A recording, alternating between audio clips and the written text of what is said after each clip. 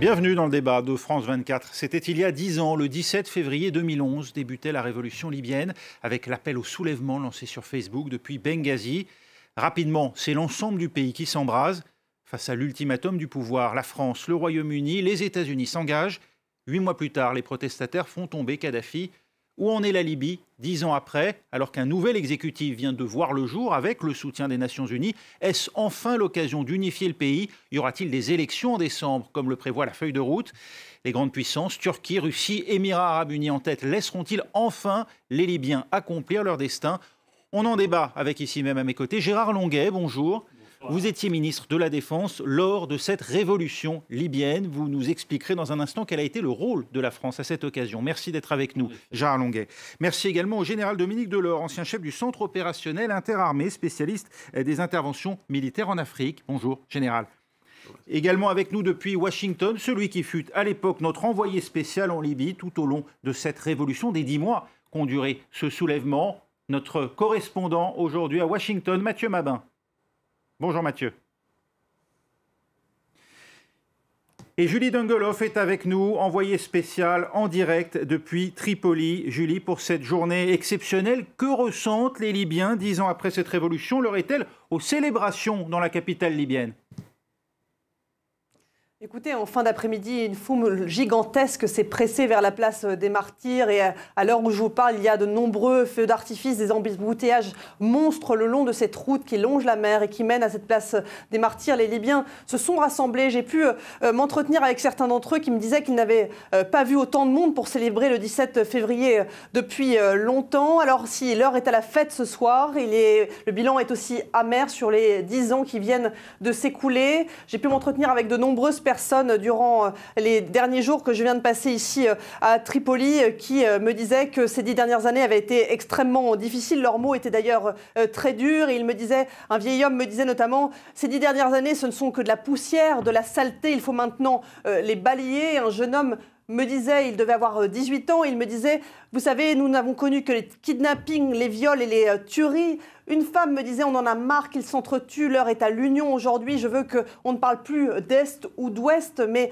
simplement de Libyens, donc beaucoup de frustration. Il faut dire que le pays a connu plusieurs guerres civiles depuis la révolution de 2011. La dernière s'est achevée en fin d'année dernière. Les Libyens ont un sentiment de déclassement. Certains vivaient plutôt bien sous l'époque de Mouammar Kadhafi et aujourd'hui, eh bien, ils ont l'impression d'être devenus pauvres et de ne pas avoir de perspective. De là à dire qu'ils regrettent Mouammar Kadhafi, ce serait aller loin, mais en revanche, eh bien, ils se posent beaucoup de questions sur l'avenir, ont beaucoup d'espérance dans ce nouvel exécutif. On a pu se balader un peu dans Tripoli ces derniers jours et on a vu de nombreuses files d'attente devant les banques pour retirer un peu de liquidité, pour retirer le fruit de leur salaire. Et puis, il y a de nombreuses coupures d'électricité dans la ville, des coupures d'eau. Donc, on a ressenti énormément de frustration de la part de la population, même si aujourd'hui, bien le fait qu'il y ait un nouvel exécutif qui était désigné à Genève le 5 février dernier fait naître un peu d'espoir, pas tant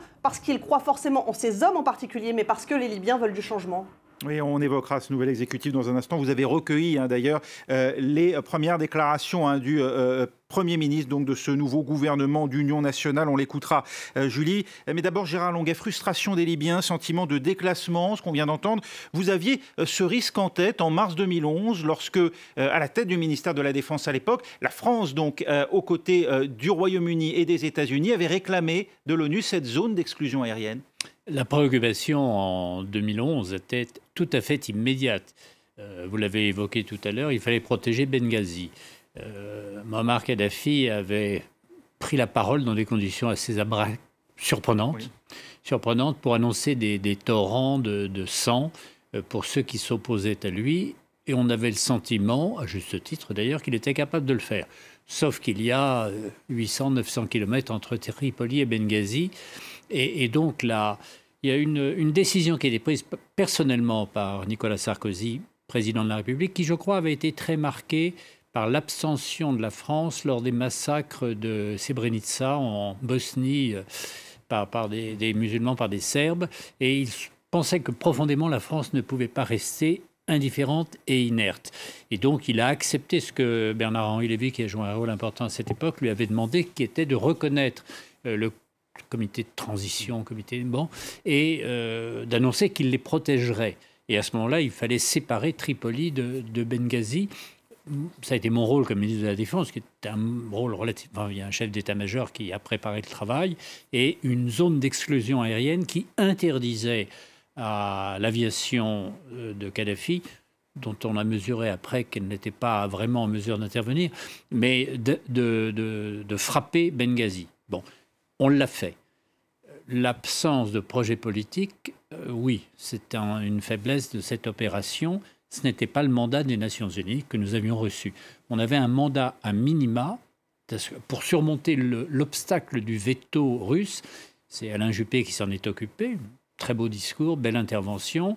Et il a obtenu le soutien et l'acceptation, pas le soutien, l'acceptation de la Chine et de la Russie sur un mandat extraordinairement restreint. C'est-à-dire, on empêche de frapper, on interdit une zone aux avions de Kadhafi, on ne lui permet pas de prendre l'avantage, mais il n'y a aucun affichage politique sur la suite des opérations, et je pourrais y revenir, mais je ne vais pas monopoliser la parole. Le général dans un instant cette intervention, mais d'abord Mathieu Mabin, si l'on se replace vraiment dans ce qu'on savait à l'époque, dans les circonstances, sans faire aujourd'hui d'analyse rétrospective, quelles étaient les attentes des Libyens? Est-ce que l'annonce de cette zone d'exclusion aérienne à l'époque a suscité un grand espoir au sein de la population libyenne, ou au contraire du scepticisme?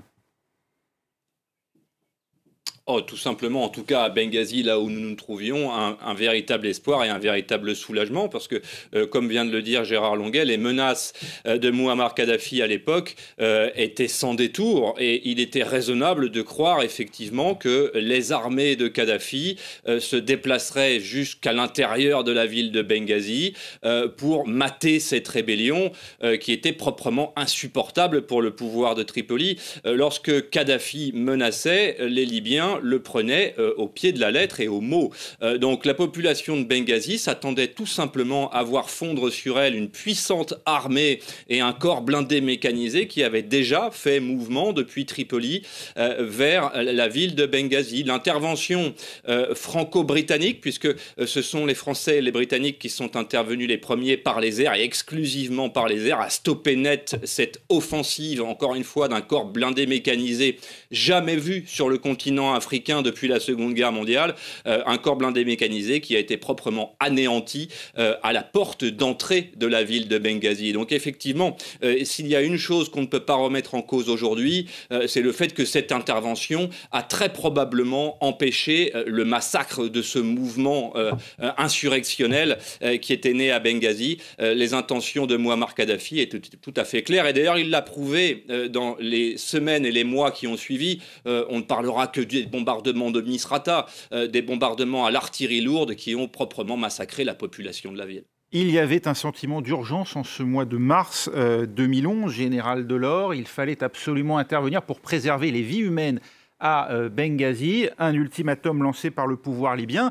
Oui, sauf que suite à cette zone d'exclusion aérienne, on a parlé de présence de forces françaises au sol, et c'est d'ailleurs le reproche qui a été fait, et pas que française, d'ailleurs britannique également, c'est le reproche qui a été fait par la suite à la Russie pour dire, cette abstention au Conseil de sécurité, si nous avions su, nous nous y serions peut-être opposés à cette zone d'exclusion aérienne. Alors dans cette fameuse résolution, il y avait quand même des termes extrêmement clairs qui précisaient que les nations qui s'engageaient dans l'action internationale étaient autorisées à prendre toutes les mesures nécessaires pour protéger la population civile.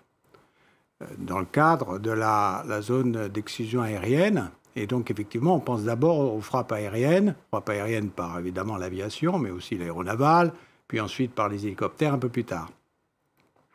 Alors, je crois qu'il est quand même bon de donner un éclairage légèrement plus large, très, très, très rapidement, pour rappeler que cette crise se situe au moment du printemps arabe.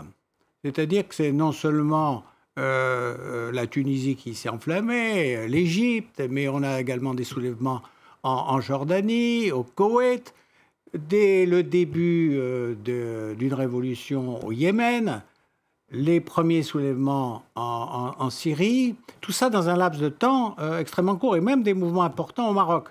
avec vous remarquerez qu'il y a d'ailleurs 3 crises qui durent. C'est évidemment la libyenne, celle qui nous occupe en ce moment, mais également au Yémen et en Syrie.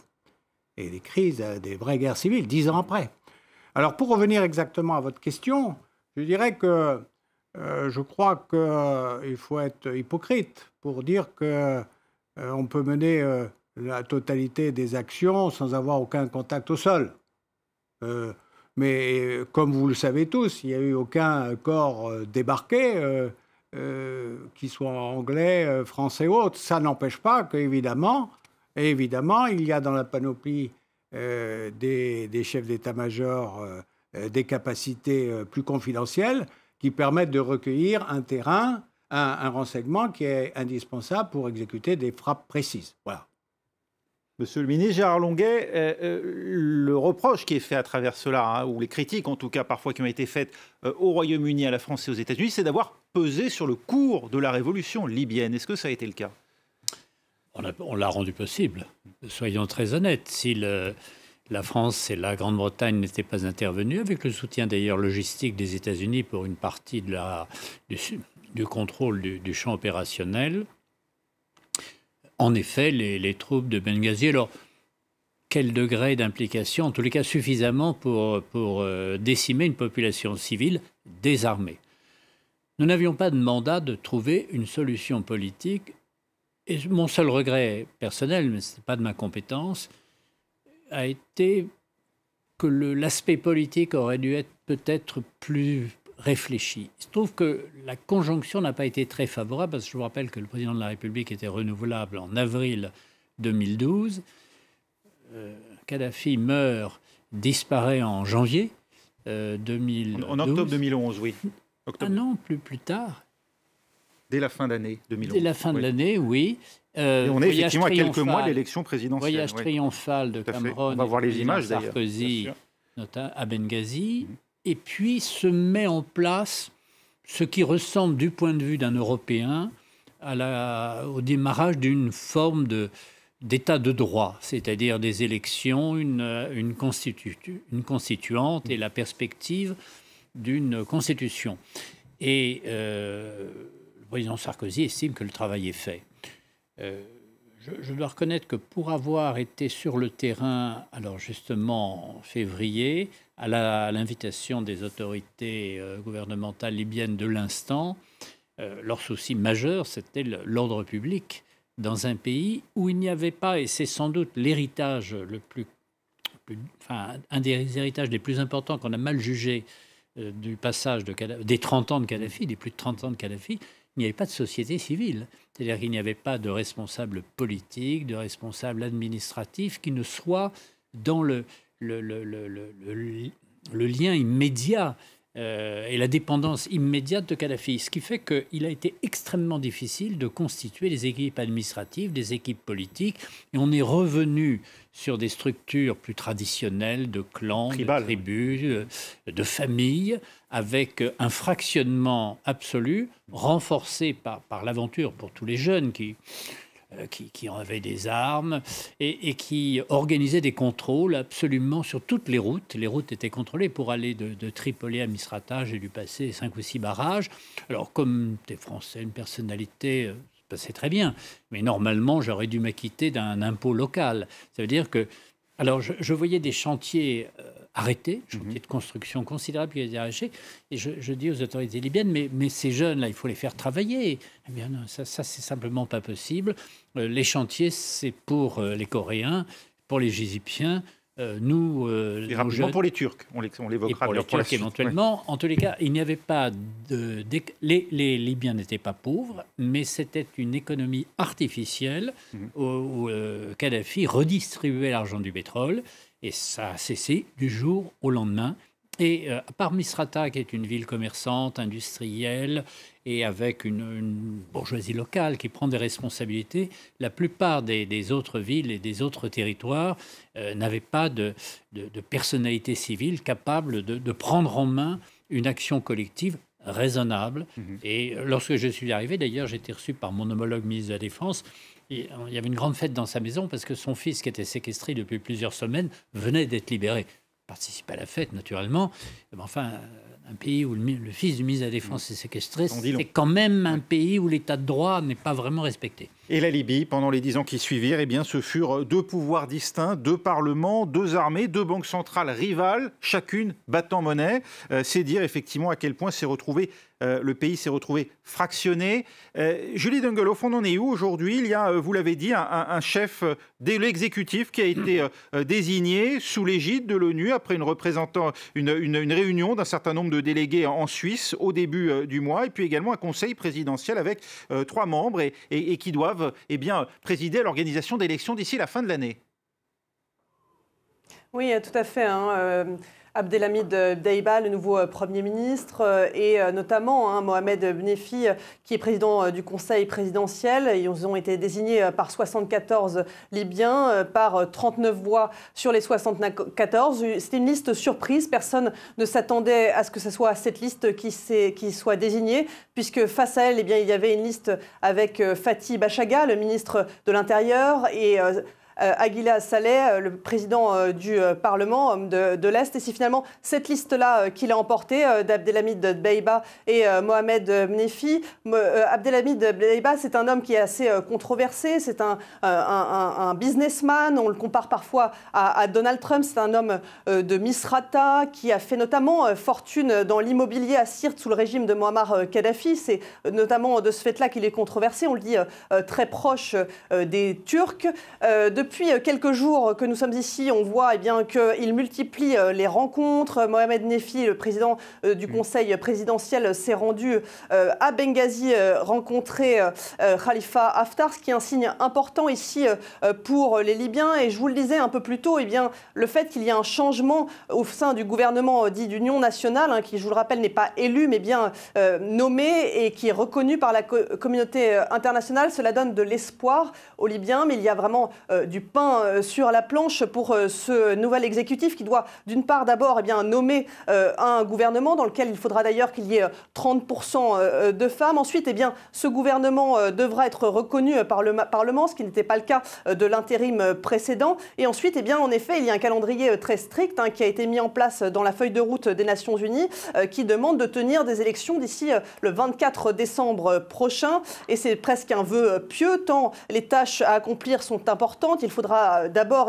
sécuriser le pays, on l'a dit, qui est notamment tenu par de nombreuses milices qui sont octroyées du pouvoir au fil de ces 10 ans. Il faudra également doter la Libye d'outils électoraux et constitutionnels. La Libye doit voter une nouvelle loi électorale pour organiser ces élections. Et puis il faudra aussi doter le pays d'une nouvelle constitution. Et cette constitution devra être approuvée par référendum. Donc autant de tâches qui rendent très improbable la tenue de ces élections le 24 décembre prochain. On va entendre dans le début de la deuxième partie les premiers mots du chef de ce nouvel exécutif, du Premier ministre, au micro de France 24, des éléments effectivement que vous avez pu recueillir sur place, Julie Dungeloff, mais un mot peut-être de ces milices, Mathieu Mabin, vous qui les avez observées très tôt lors de vos reportages à Misrata. D'ailleurs, on peut le dire, le pouvoir de Tripoli, là aussi, très tôt dans cette révolution, est tombé sous la coupe de ces milices de Misrata.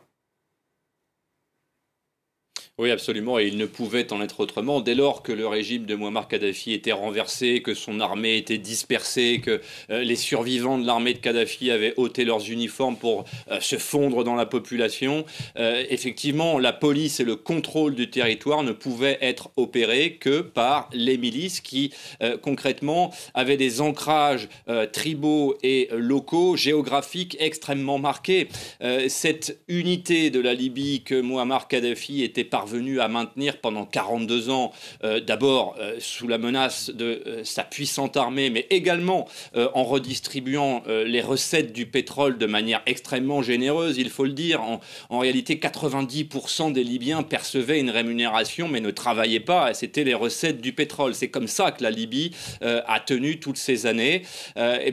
Évidemment qu'une fois que le système Kadhafi s'est écroulé, seules les milices pouvaient contrôler le territoire, et les milices contrôlaient leur territoire. Alors, évidemment, le système tribal et familial, déjà décrit sur votre plateau il y a quelques minutes, a repris le dessus, ce système ancestral qui, effectivement, n'avait probablement pas été suffisamment anticipé par la coalition qui est intervenue. Mais en réalité, comment cette anticipation aurait-elle pu être, tant les délais étaient courts. Il ne faut pas oublier que la crise libyenne a émergé de manière extrêmement spontanée sans que personne ne la voie arriver. Et puis il y a une seconde réalité, c'est que la diplomatie occidentale avait une connaissance du tissu social libyen extrêmement faible. Les représentations diplomatiques françaises, britanniques et même américaines n'étaient globalement pas capable de donner une feuille de route aux États qui s'engageaient pourtant dans la guerre. Merci Mathieu. On va se retrouver dans un instant avec mes invités ici même à mes côtés pour la deuxième partie du débat de France 24. Restez avec nous.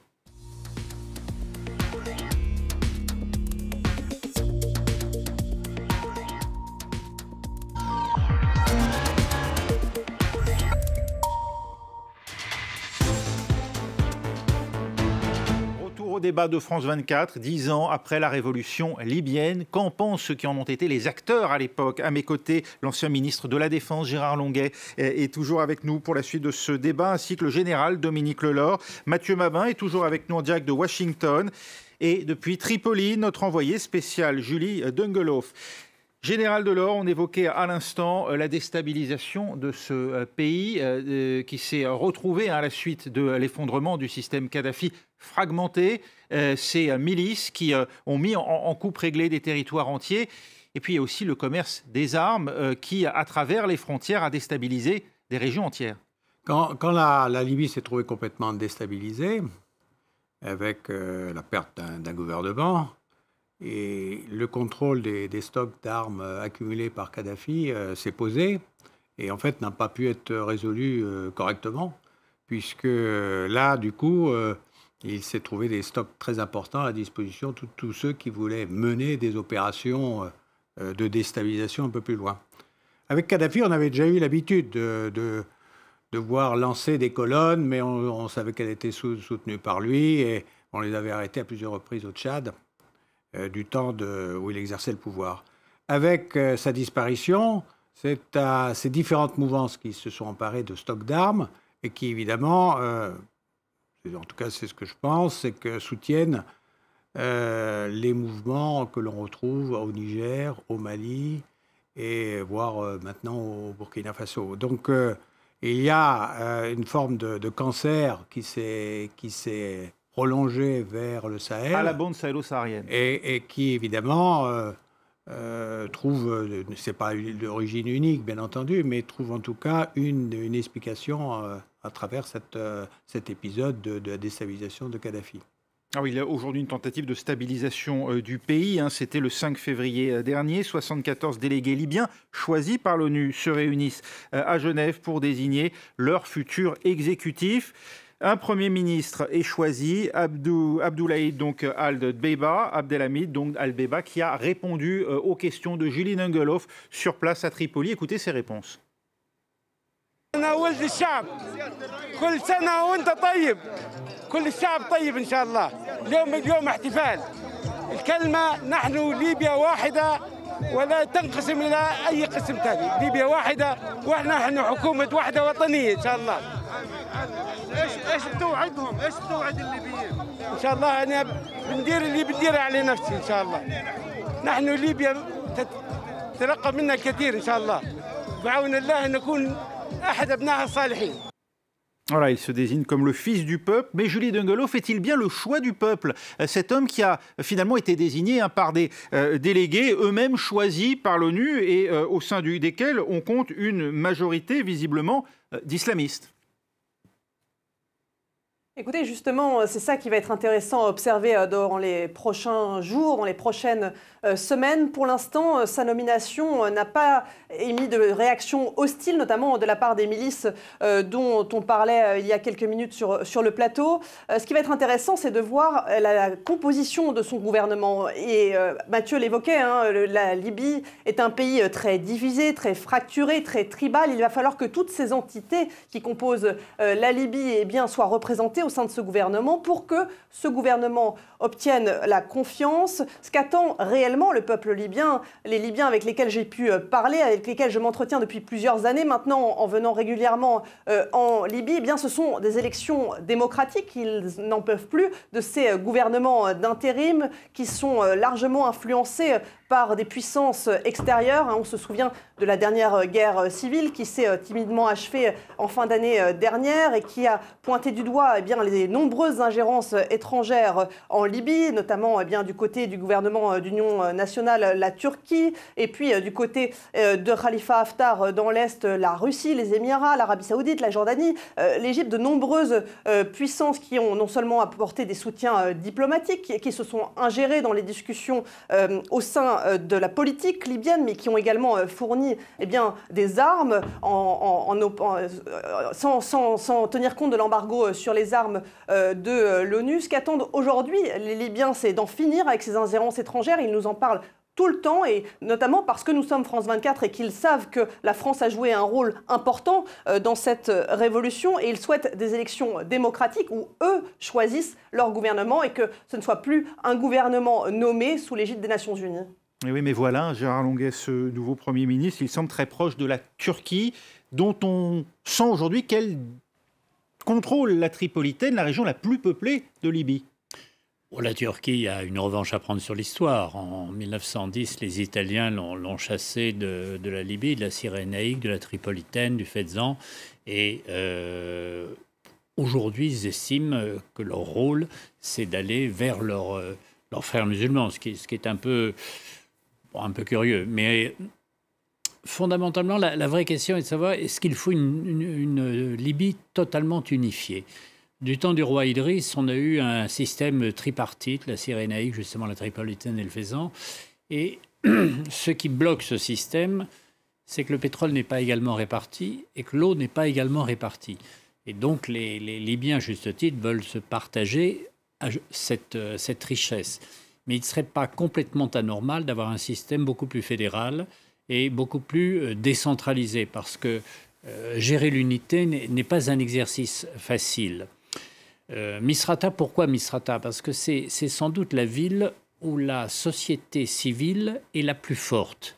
C'est-à-dire, c'est pas une ville de garnison, c'est une ville d'activité avec je l'évoquais tout à l'heure, des médecins, des ingénieurs, des commerçants, des cadres, des salariés, et puis aussi des gens qui savent travailler ensemble et qui l'ont prouvé en résistant, parce qu'ils étaient encerclés. Alors, pas par l'armée d'ailleurs, parce que dans cette affaire libyenne, l'armée de Kadhafi s'est assez peu manifestée. Kadhafi a fait, et ça c'est un des problèmes de l'Afrique noire, a fait travailler des mercenaires qui dépendaient de lui, j'ai envie de dire presque personnellement, de ses fils, et qui les payait largement. Et il aurait fallu, pour empêcher le commerce des armes qui a été évoqué, qu'il y ait une force internationale, et en réalité elle aurait été franco-anglaise, de plusieurs milliers d'hommes pour contrôler tout cela. En tous les cas, ni Cameron ni le président Sarkozy n'ont souhaité le faire, et leurs opinions respectives ne les auraient pas soutenues, parce que c'était évidemment s'engager sur un terrain sans en connaître l'issue. Est-ce que pendant la guerre, la vraie question est la suivante, est-ce que pendant la guerre, le contrôle de l'espace aérien fort, assez énergique, aurait-il été possible de négocier quelque chose pour éviter le vide? Nos alliés arabes, Qataris, les Émiratis en particulier, n'y tenaient pas tellement. Ils voulaient un départ complet. Les Italiens étaient beaucoup plus nuancés, les Égyptiens étaient plus nuancés. Le système kadhafiste a été liquidé totalement par l'intervention extérieure, par les forces locales aussi. La famille était prisonnier de forces locales, pas du tout de forces européennes. Et là, on s'est retrouvé vraiment dans le vide. La France a soutenu Haftar. Enfin, la France a tergiversé. Elle a commencé par soutenir Sarraj. Moi, je n'étais Haftar. plus dans le coup à ce moment-là. Oui. Vous avez suivi quand même les affaires libyennes. Mais j'ai suivi. La France a joué Haftar. Elle n'est pas le seul pays. Il s'avérait être, entre guillemets, le mauvais cheval, si l'on en croit en tous les cas, c'est pas celui qui a gagné. Oui. S'auto-proclamer maréchal quand on n'a pas commandé une armée face à un ennemi, c'est pour moi, un mauvais pressentiment. Le maréchal Haftar, Mathieu Mabin, qui... L'empereur Bokassa et le maréchal Haftar, non, c'est pas vraiment mon truc. Le maréchal l'empereur Bokassa, qui s'était d'ailleurs lui-même couronné, on s'en souvient. Voilà. Le maréchal Haftar, qui contrôlait et qui, voilà, l'ouest du pays et l'est du pays, pardonnez-moi, et la Cyrénaïque depuis Benghazi, ça a été le choix effectivement aussi un temps des Américains avant qu'ils ne se retirent. Quelle est la position des États-Unis aujourd'hui? On se souvient notamment que l'attentat qui a coûté la vie au consul américain de Benghazi précisément a aussi non pas coûté l'élection présidentielle à Hillary Clinton, mais en tout cas lui a largement été reproché du temps où elle était elle-même secrétaire d'État de Barack Obama. Oui, effectivement, on peut rappeler de manière relativement anecdotique que le maréchal Haftar a passé 20 ans aux États-Unis avant de rentrer en Libye, et pas n'importe où. Sa maison était à quelques kilomètres de l'endroit où je me trouve, à Langley, qui se trouve également être le siège de la CIA. Donc c'était probablement la contribution américaine, une contribution probablement un peu maladroite également, mais pour être tout à fait honnête, l'Amérique vient de changer de président depuis les dernières années, et le mea culpa formulé à demi-mot par Barack Obama, le dossier libyen n'est plus du tout au cœur des préoccupations américaines, en tout cas pas des préoccupations diplomatiques. Ça n'est pas le cas de Joe Biden, surtout que lorsque l'on formule le mot de Libye à l'oreille de Joe Biden, cela lui rappelle avant tout les mésaventures d'Hillary Clinton. Rappelez-vous qu'Hillary Clinton était secrétaire d'État au moment de l'engagement, mais c'est surtout qu'un dossier extrêmement lourd ici qui a beaucoup marqué les consciences américaines lui a été reproché, c'est la mort de l'ambassadeur des États-Unis à Benghazi le 11 septembre 2012. Un homme que nous avions rencontré avec les équipes de France 24, qui était d'ailleurs un des rares arabophiles, arabophones et connaisseurs de la région au département d'État, et qui avait largement conseillé Hillary Clinton dans la mise en œuvre des opérations, et qui très rapidement avait commencé à émettre des doutes. C'est d'ailleurs pour cette raison qu'il avait été nommé ambassadeur dans les mois qui ont suivi la chute de Mouammar Kadhafi. Non, la Libye n'est pas un bon souvenir pour la diplomatie américaine, clairement pas. Joe Biden a également sur la planche d'autres dossiers extrêmement lourds, à commencer par le nucléaire iranien. On ne va pas tous les évoquer. Il y a l'Afghanistan, bien sûr, l'Irak. Tant que la Libye restera à bonne distance du département d'État, Joe Biden ne s'en portera que mieux. Général Delors, ça laisse la porte ouverte, ça, à la Turquie d'un côté, à la Russie de l'autre, qui est un acteur très présent, dont on ne sait plus d'ailleurs aujourd'hui quel camp réellement elle soutient. Elle l'a activement soutenu, hein, le maréchal Haftar, mais face à ses échecs, notamment dans la tentative de conquête de Tripoli, quel est le jeu aujourd'hui des Russes? Le jeu des Russes, il s'inscrit dans le jeu des influences extérieures sur l'Afrique. Vous avez eu un grand choc vers 90, où simplement les Occidentaux et l'Union soviétique s'affrontaient doucement en Afrique, ou parfois durement. Et puis maintenant, on a d'autres acteurs. Alors évidemment, on pense à la Russie, vous venez de la citer, mais il ne faut pas oublier la Chine, ailleurs peut-être, mais en tout cas bien très présente, et la Turquie. Donc on voit le paysage qui a changé, même en 10 ans. En 10 ans, la Chine et la Turquie ont pris des positions, et la Russie a renforcé ou a repris certaines des siennes, modestement quand même. Alors, le choix est très... Il y a quand même un aéroport, pardon, à Gardabia, qui est pour le coup situé dans le centre, à Sirte. Voilà, les positions ne sont pas que concentrées en Cyrénaïque, même pour la Russie. Alors, pour la Russie, c'est un jeu complexe. Hein, c'est un vaste jeu de Go, hein, où il y a le Haut-Karabakh, où il y a le Kurdistan, où il y a évidemment la Libye. Et donc, il avance modestement, ces pions. Hein. Il ne met pas une grande puissance. Il met suffisamment de puissance pour éviter que Haftar soit en trop grande difficulté, mais sans plus. Et il continue en sous-marin. Donc là, la Russie mène son jeu pour également contrôler la Turquie. D'une certaine façon, est un allié objectif si on cherche à contrôler la Turquie. Et ces fameux mercenaires Wagner présents sur le sol libyen sont-ils directement des agents de Moscou par procuration, une manière de ne pas envoyer directement des membres des soldats d'armée?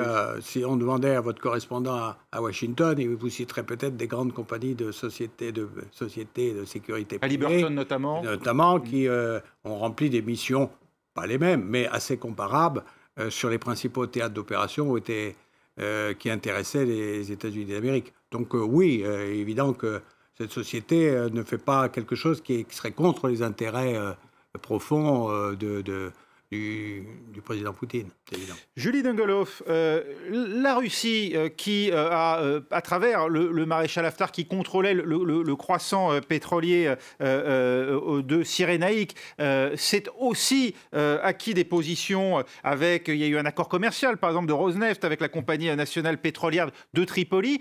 Quelle est la position des Russes aujourd'hui et comment voit-il finalement le nouvel exécutif libyen ? Écoutez, Abdelhamid Dbeibah entretient plutôt des bonnes relations avec la Russie. D'ailleurs, la Russie n'a pas émis de position défavorable à sa nomination le 5 février dernier. Il avait été, lors de négociations, Abdelhamid Dbeibah accueilli à Moscou. Donc il semblerait que le jeu se calme et qu'Abdelhamid Dbeibah puisse négocier avec les Russes, que ce soit quelqu'un qui soit audible par les Russes. Il a d'ailleurs déjà laissé entendre qu'il négocierait avec tout le monde. Donc pour l'instant, la nomination du nouvel exécutif a été plutôt bien accueillie par les différentes puissances et régionales et les personnes qui sont ingérées dans les affaires libyennes. Y compris par l'Égypte et les Émirats arabes unis. C'est assez ironique quand on regarde ce qui s'est passé ces derniers mois lors de la dernière guerre qui a opposé l'Est et l'Ouest, à la fois très proche des Turcs. D'ailleurs, il a tenu sa première allocution télévisée sur Anadolu, une agence turque, et à la fois capable de négocier avec les Russes. Et l'Égypte et les Émirats arabes unis, qui sont aussi des acteurs qui ont soutenu le maréchal Haftar.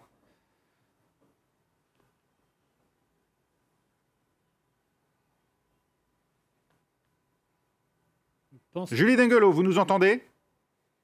Elle ne vous a pas entendu. Elle ne nous entend plus. Peut-être d'ailleurs. Qui a la réponse sur la position aujourd'hui de l'Égypte et des Émirats arabes unis, qui sont aussi des acteurs qu'on a tendance à oublier, mais très présents? Je voudrais apporter un point de vue. Je préside le groupe d'amitié France-Russie au Sénat. La Russie est un pays qui m'est devenu familier depuis une dizaine d'années. La Syrie est stratégique pour la Russie et l'engagement russe en Syrie est un engagement décisif. Parce que dans ce jeu de Go que vous évoquiez, c'est une façon de contenir la Turquie, qui elle-même a un regard sur le Caucase qui a toujours été divisé entre les chrétiens orthodoxes ou d'ailleurs catholiques, mais en tous les cas chrétiens par rapport aux musulmans, aux Azéris en particulier. Et là, je crois que la Russie a besoin de la Syrie et a besoin d'être présente dans ce pays en soutenant un gouvernement qui est le gouvernement des minorités. Le gouvernement alaouite, c'est le gouvernement aussi des chrétiens, il faut bien le reconnaître. De Bachar el-Assad. Et donc, leur implication en Syrie, je la crois durable et forte et utile immédiatement pour eux. La Libye, c'est plus loin. Et l'Égypte n'a pas très envie de se compliquer l'existence avec un pays qui n'est pas une menace pour elle. Et je ne les sens pas s'engager au-delà de protéger leur voisin immédiat qui est la Cyrénaïque. Donc seule la Turquie voit son intérêt aujourd'hui? La Turquie voit son intérêt parce qu'elle a une politique méditerranéenne, ça ne vous a pas échappé, avec notamment tous ces problèmes dans l'Est méditerranéen de ressources gazières. Et avoir un pion en Libye pour le négocier le moment venu contre autre chose, oui, ça peut être intéressant. Elle a désormais une base aérienne côtière à Ouattia, ce qui n'est pas négligeable. Et puis elle contrôle aussi l'afflux de migrants, qui est aussi une donnée de négociation avec l'Union européenne. Absolument, vous avez tout à fait raison. Quand je suis allé en Libye en 2012, au début 2012, la question essentielle, c'était le contrôle des frontières dans les deux sens. C'est-à-dire à la fois le trafic qui appauvrissait la Libye vers ses pays voisins, pour des raisons sur lesquelles je ne serai pas en détail, et puis la montée d'une immigration organisée et qui traversait le pays et qui mettait, enfin, ce qui est de pire en Libye, en valeur. C'est-à-dire la capacité d'un petit nombre de négriers, d'esclavagistes à reprendre du service, enfin à prendre du service en l'occurrence. Et là, ils n'ont pas su contrôler leurs frontières pour la bonne raison qu'il n'y avait pas d'État. Vous savez, avoir un État et un État de droit servi par une armée, une police, c'est quand même un don de Dieu. Il faut le préserver. Général Delors, la position européenne en fait, qui se réduit bien souvent à la position française et italienne, et peut-être avec une montée en puissance de l'Allemagne sur ce dossier. Aujourd'hui, est-ce qu'on arrive à une position commune au niveau européen ou est-ce que ce n'est toujours pas le cas? Puisque les France et Italie se sont opposés dans le soutien à deux camps rivaux. Je pense que s'il y avait une réponse, vous la connaîtriez. Donc, non, je ne serais pas, évidemment, je ne peux être qu'optimiste, mais réaliste aussi.